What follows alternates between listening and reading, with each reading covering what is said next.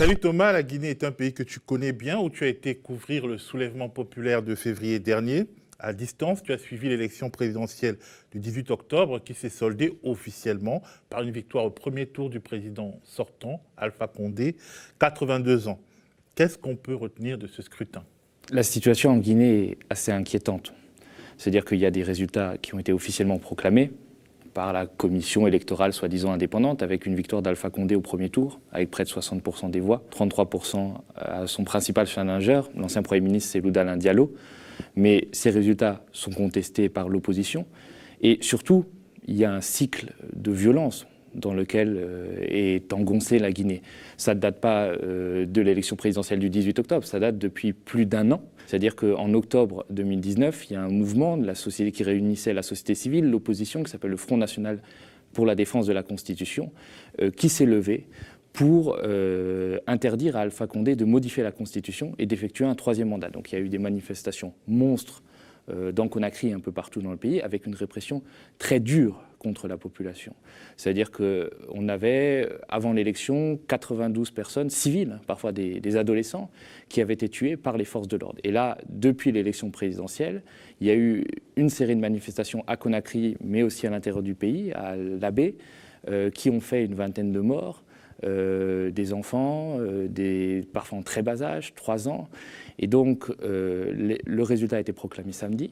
On se demande qu'est-ce qui va advenir, parce qu'il y a quand même, au-delà de la contestation habituelle de l'opposition, des problèmes. C'est-à-dire que dans la région d'Alpha Condé, la Haute-Guinée, on a quand même des taux de participation de 98 à 100%. Donc c'est quand même des résultats qui interrogent.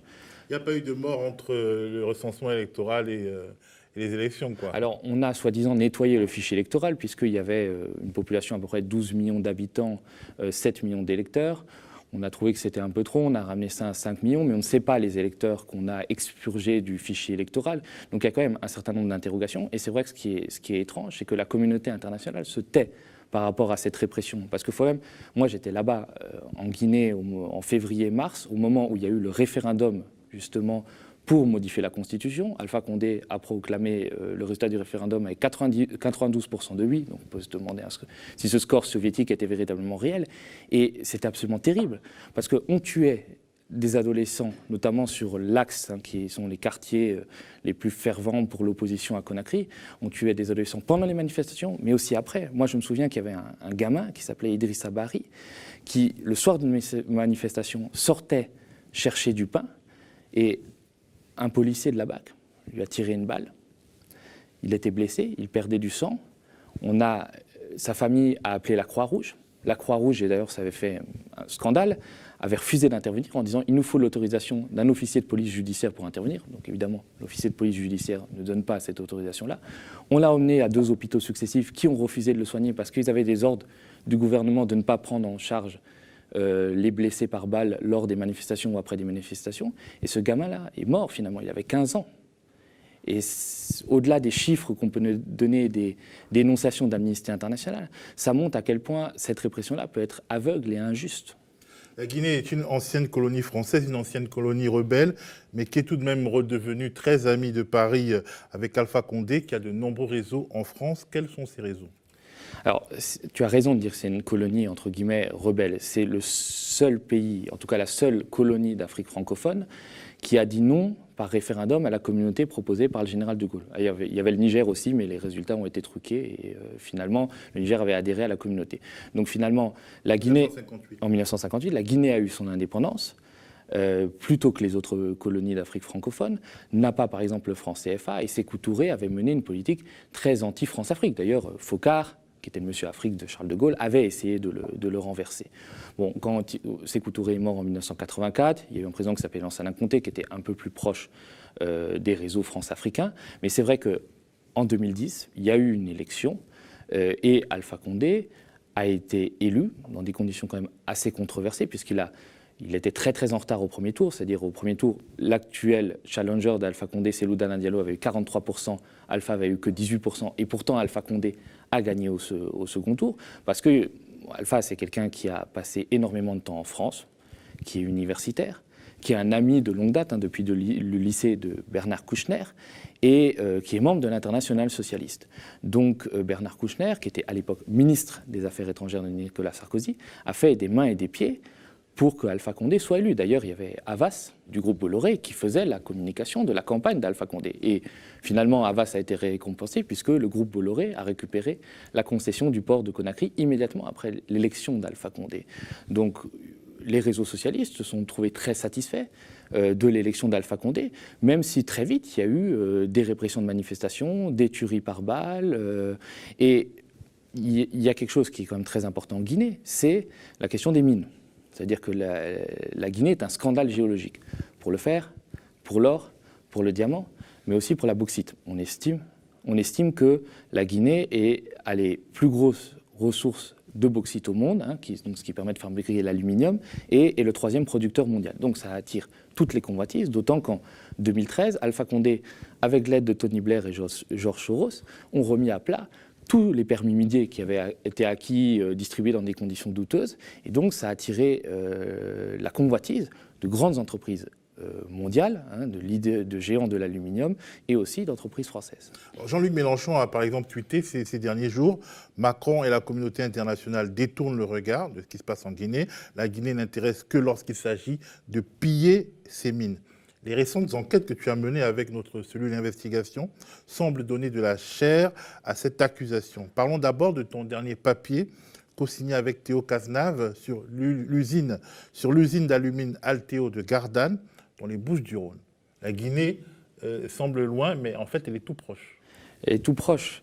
C'est-à-dire que le capitalisme mondial, la prédation internationale, finalement, ne s'arrête pas aux frontières de la France. Et donc, on a l'usine Alteo de Gardanne, qui est très célèbre pour le scandale des boues rouges, la pollution boues rouges, et qui est actuellement en redressement judiciaire depuis fin 2019. Donc, ils cherchent un repreneur. L'actuel propriétaire, qui est le fonds d'investissement américain HIG, a présenté ce qu'on appelle une offre de continuation. Ça veut dire qu'ils vont continuer l'activité. Mais il la présente en partenariat avec une société guinéenne qui s'appelle UMS, United Mining Support, pardon pour l'accent anglais, et qui est dirigée par un personnage qui est assez connu en Guinée, puisqu'il s'agit de Fadi Wazni. Fadi Wazni, c'est un franco-guinéen libanais qui est un très très proche d'Alpha Condé, qui est considéré par beaucoup comme le grand argentier de Alpha Condé, et qui dirige non seulement UMS, mais un consortium qui s'appelle SMB, qui est la société minière de Bouquet, qui est le premier producteur de bauxite du pays, qui a été monté en un temps record en 2015 dans des conditions assez douteuses, et qui aujourd'hui brasse des centaines et des centaines de millions d'euros. Et donc ces gens-là, qui ont des attaches dans les paradis fiscaux, puisque cette fameuse société UMS qui veut reprendre le site de Gardanne a des attaches dans les îles Vierges, dans les Seychelles, donc bon, c'est quand même assez clair. Il y a quand même des interrogations qui se posent sur la pérennité des 505 emplois, parce que cette société-là, on a sorti un document du cabinet Rothschild confidentiel qui évaluait les différentes offres, et en fait, cette offre-là, d'United Mining Support a été jugée comme la moins crédible parce que justement il y avait des attaches dans les paradis fiscaux, parce que aussi on veut évacuer la question des boues rouges sur le site de Gardanne et remplacer par garder qu'une partie de l'activité actuelle de l'usine. Mais le problème, c'est que UMS, la société, n'a pas de raffinerie en Guinée, n'en a pas encore construit. Aujourd'hui, cette société-là extrait directement la bauxite brute en Guinée pour l'exporter en Chine. Donc comment elle va faire pour raffiner d'abord la bauxite et l'amener ensuite à Gardanne? Donc c'est tout ça qui se pose, avec évidemment en jeu des centaines d'emplois. Et on peut se demander, est-ce que cette reprise de la société, de l'usine Alteo de Gardanne, n'est pas pour le clan d'Alpha Condé une manière de blanchir de l'argent, de s'acheter une crédibilité, alors que justement Alpha Condé est contesté dans son pays et peut-être d'ici quelques années risque de quitter le pouvoir? Alors plus tôt, tu avais suivi les traces d'un projet minier français porté au début par des pontes du business français, comme Xavier Niel et Anne Lauvergeon, mais aussi des politiques comme Arnaud Montebourg. Mais un projet qui va finir par devenir un énorme foutoir avec de l'argent passant encore par les paradis fiscaux et des scandales à répétition. Est-ce que tu peux nous raconter? Alors, c'est une histoire presque romanesque. C'est-à-dire qu'il y a deux jeunes hommes qui ont fait HEC, qui s'appellent Romain Girbal et Thibault Launay, qui débarquent en Guinée.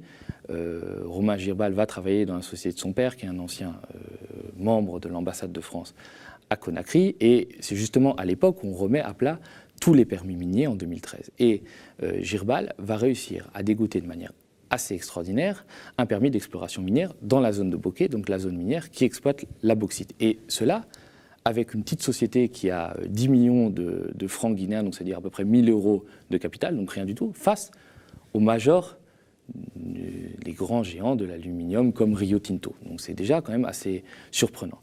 Et donc, avec le parrainage de gens prestigieux, comme Arnaud Montebourg, Xavier Niel, Anne Lauvergeon, il va y avoir un tour de table, on va mettre 3 millions d'euros, on va faire le lancement de cette petite start-up qui s'appelle l'Alliance minière responsable. Donc c'est tout un programme, c'est-à-dire c'est une petite start-up française qui veut redonner à la France sa place dans le secteur minier, qui veut aussi être responsable, écologique. Donc il y a plein d'articles qui sont faits dans la presse, dans les Échos, qui vantent les mérites de cette petite société. Ça s'appelle Alliance minière responsable. Et finalement, en 2017, on va avoir, après 3-4 ans de recherche sur le gisement minier, il va y avoir un permis d'exploitation qui va être délivré par Alpha Condé. Mais ce permis d'exploitation va être immédiatement cédé via un contrat d'ammodiation à la société minière de Bokeh, donc la société de Fadi Ouaznit, donc le clan d'Alpha Condé. La société qu'on retrouve à Altéo. La société qu'on retrouve à Altéo, donc finalement tout se tient. Et pour un montant complètement faramineux. On parle de 171 millions d'euros. Donc finalement, cette société qui n'aura jamais exploité un seul gramme de bauxite, qui aura payé un permis d'exploitation minière, ça se paye au kilomètre carré à peu près 1 million d'euros, va faire un bénéfice absolument immense. Et tout ça sort de nouveau dans les paradis fiscaux, puisqu'il y a des liens de cette société avec le Belize, qui est un petit pays d'Amérique centrale connu pour ses plages, et puis ses montages offshore. Donc finalement, il y a un problème dans tout ça, c'est que les Guinéens ne touchent rien des richesses de leur sous-sol.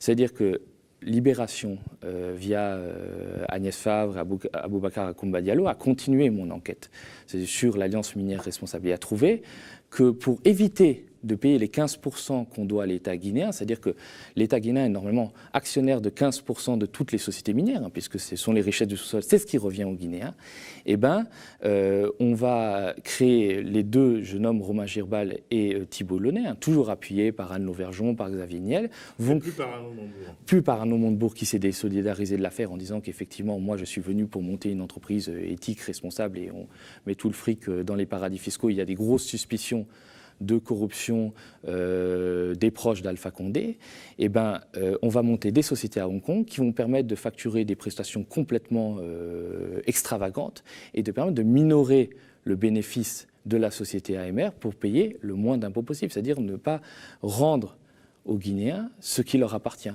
Et c'est véritablement le problème qui se passe en Guinée, c'est-à-dire que toutes les grandes entreprises font d'immenses bénéfices et 53% des Guinéens vivent avec moins d'1 euro par jour. Après, ce qui est très intéressant dans cette histoire, c'est que AMR, ce montage-là, l'Alliance minière responsable, fait étrangement penser à un autre scandale qui a défrayé la chronique et qui continue de défrayer la chronique, qui est le scandale Uramine, avec Areva. Et là, de nouveau, on retrouve Anne Lauvergeon. On a fait des valorisations complètement fictives.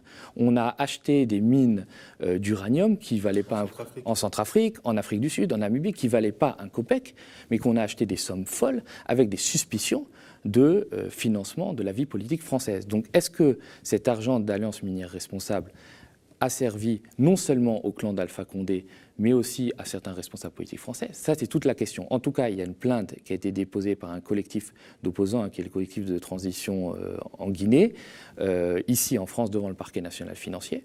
Je ne sais pas s'il y a encore d'enquête préliminaire qui est ouverte, mais peut-être que ça devrait intéresser les juges. Parce qu'au-delà de la question du pillage des richesses de la Guinée, il y a toujours cette éternelle antienne qui est le financement de la vie politique française par des dictatures africaines, par des mines. Bref, tout cela nécessite qu'on détourne le regard, qu'on fasse semblant de ne pas voir des crimes qui sont commis contre une jeunesse africaine qui veut juste de la liberté. Le silence de la France est en tout cas assez éloquent en ce moment. C'est vrai qu'Alpha Condé n'est pas un des dictateurs les plus protégés en France-Afrique. En mars, Jean-Yves Le Drian a dit qu'on était attentif à ce qui se passait en Guinée. Mais aujourd'hui, devant les morts devant la répression, il y a un silence qui est absolument assourdissant pour la France, qui se veut pays des droits de l'homme. Alors, est-ce que c'est lié à cette affaire de financement? On sait qu'aussi Alpha Condé, moi j'étais au Mali en reportage en août, avant le coup d'État, il y avait un mouvement de contestation qui s'appelle le mouvement du 5 juin. Et on sait qu'il y avait des responsables de ce mouvement-là qui me racontaient qu'Alpha Condé les appelait et leur disait « Oui, mais il n'y a pas de problème, je vous envoie un opérateur économique, on va vous donner de l'argent pour que vous arrêtiez de manifester. » Parce que ce qu'il faut savoir, c'est qu'il y a une sorte de syndicat des chefs d'État en Afrique de l'Ouest qui sont soutenus par Paris. On a Ouattara en Côte d'Ivoire, on a Alpha Condé qui des fois modifie la Constitution pour rester ad vitam aeternam au pouvoir. Eh bien, ils se tiennent les coudes. Et Paris sait pertinemment qu'en dénonçant ce que fait Alpha Condé, donc qui a modifié la Constitution pour faire un 3e mandat en Guinée, on dénonce aussi ce que fait Alassane Ouattara, qui n'aurait pas dû se présenter à l'élection présidentielle du 31 octobre, mais quand même qui s'y présente envers et contre tout. Et la Côte d'Ivoire a quand même des intérêts beaucoup plus stratégiques pour la France que la Guinée, ne serait-ce que pour la logistique de l'opération Barkhane ou pour les dizaines de milliers de Français qui y vivent. Et on croit souvent que tout ça c'est loin, que ça n'a pas d'intérêt. Mais je vais juste finir sur une chose, c'est-à-dire que dans les demandeurs d'asile, les Guinéens sont la 2e nationalité qui demande le plus l'asile aujourd'hui en France. Les premiers en termes de mineurs isolés. Ça veut dire que vous allez Porte de la Chapelle, vous avez des centaines et des centaines de Guinéens. Ces gens-là ne quittent pas leur pays par plaisir, ils ne traversent pas le Sahara, la Méditerranée, parce qu'ils en ont envie, parce qu'ils ont le goût de l'aventure. C'est parce qu'ils n'ont pas d'espoir, parce qu'ils tombent sous les balles, parce que ce pays, la Guinée, moi j'y étais, manque de tout, d'eau, d'électricité, de routes, c'est absolument terrible. Et donc ils sont prêts à venir s'entasser en France, à aller demander l'asile, à vivre dans la rue, parce qu'ils n'ont plus d'espoir chez eux. Et parce que aussi les ressources de leur pays sont volées par le capitalisme international, notamment le capitalisme français. Voilà. Et on a bon dos après de critiquer l'immigration, alors que nous-mêmes, on contribue à cette immigration. Merci Thomas. Voilà, c'est la fin de cette 2e édition de l'émission d'intérêt public. Rendez-vous en fin de semaine pour le prochain épisode qui sera présenté, surprise, par un nouveau visage aux médias. Dites-nous ce que vous en avez pensé, comment nous pouvons l'améliorer. Abonnez-vous et mettez-nous des petits pouces bleus. Et si vous le pouvez, faites-nous un don ou devenez sociaux du média. À plus.